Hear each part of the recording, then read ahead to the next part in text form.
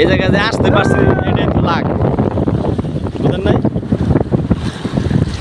বঙ্গোপসাগরের ঢেউ আজকে হচ্ছে সমুদ্রের তীরে, আমরা দাঁড়িয়ে আছি।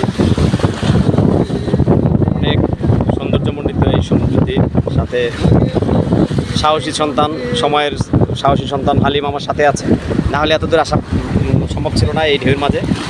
এখন সাগরের সতর্ক সংকট চলতেছে, তারপর আমরা মোটামুটি একটা সাহস নিয়ে এখানে এসেছি।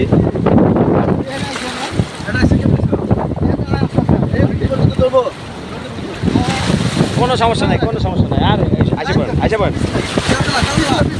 আর ভাই এক জায়গায় দাঁড়ায় পড়ুন, ওই পাথরটা আপনি পেয়েছেন না, ওই পাথরটা পেয়েছেন না, ওই পাথরটা আপনি দাঁড়ান, ওই পাথরটা দাঁড়ান।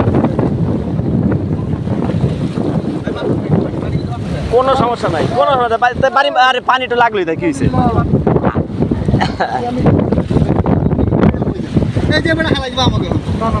আরে জাস্ট ওই পাথরটা একটু বাইছে নেন না, বাস। এই যে এখন ওই পাথরটা দাঁড়া যান, এই যে পাথরটা দাঁড়া যান।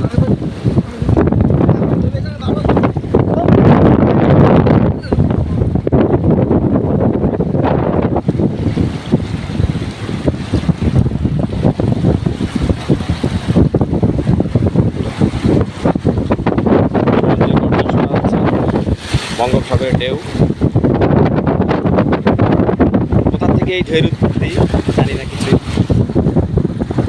এই ঢেউ এসে আমাদের পা ধুয়ে দিচ্ছে, এই মোবাইল বাতাস করে দিতে পারে। আরে ভাই ভয় পান কেন?